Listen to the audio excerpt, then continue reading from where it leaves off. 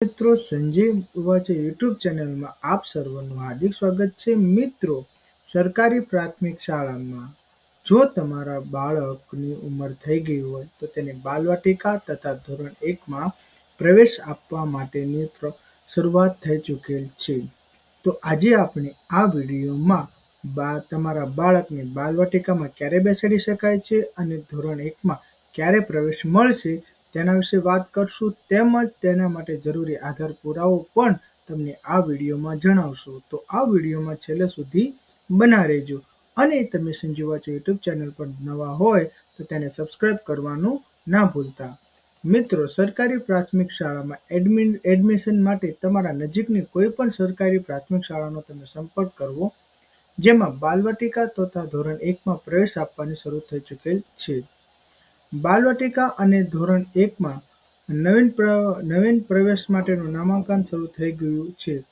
તો પ્રવેશ માટેનો જન્મનો સમયગાળો આપણે જોઈ લઈએ. જો તમારા બાળકને બાલવાટિકામાં પ્રવેશ કરાવવા માંગતા હોય તો તેનો જન્મ 2/6/2019 થી 1/6/2020 સુધી, એટલે કે આ વર્ષની વચ્ચે, આ 2 તારીખ વચ્ચે જો તમારા બાળકનો જન્મ થયેલો હોય તો તમે તેને બાલવાટિકામાં બેસાડી શકો છો. અને જો તમારા બાળકને ધોરણ 1માં બેસાડવું હોય તો 2/6/2018 થી 1/6/2019 સુધી વચ્ચે સુધીમાં બાળકનો જન્મ થયો હશે તો તમારા બાળકને ધોરણ 1માં પ્રવેશ આપવામાં આવશે. ઘણા વાલી મિત્રો કહેતા હોય છે કે અમારું બાળક આટલા વર્ષનું થઈ ગયું છે, તોય પણ ધોરણ 1માં પ્રવેશ આપવામાં આવતો નથી. પણ વાલી મિત્રો, તમારું બાળકનો જન્મ 2/6/2018 થી 1/6/2019 વચ્ચે કે આ તારીખમાં થયેલો હોય તો તમારા બાળકને ચોક્કસ પ્રાથમિક શાળામાં ધોરણ 1માં પ્રવેશ આપી દેવામાં આવશે.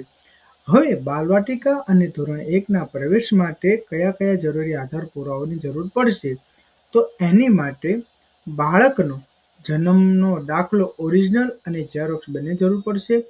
બાળકના આધાર કાર્ડની ઝેરોક્ષ, બાળકના વાલીની બેંક પાસબુકની ઝેરોક્ષ, રેશન કાર્ડની ઝેરોક્ષ અને વાલીનો વોટ્સઅપ મોબાઈલ નંબર જરૂર પડશે, જેથી તમામ માહિતી તમને બાળકો સુધી પહોંચાડી શકે.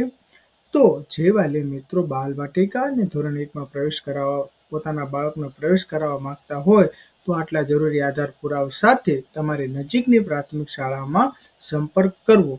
વાલી મિત્રો, જો તમને આ વિડીયો ગમે તો લાઈક કરજો, શેર કરજો અને આવી અવનવી માહિતી મળી રહે તે માટે સંજય ઉવાચે યુટ્યુબ ચેનલને સબસ્ક્રાઇબ કરવાનું ના ભૂલતા.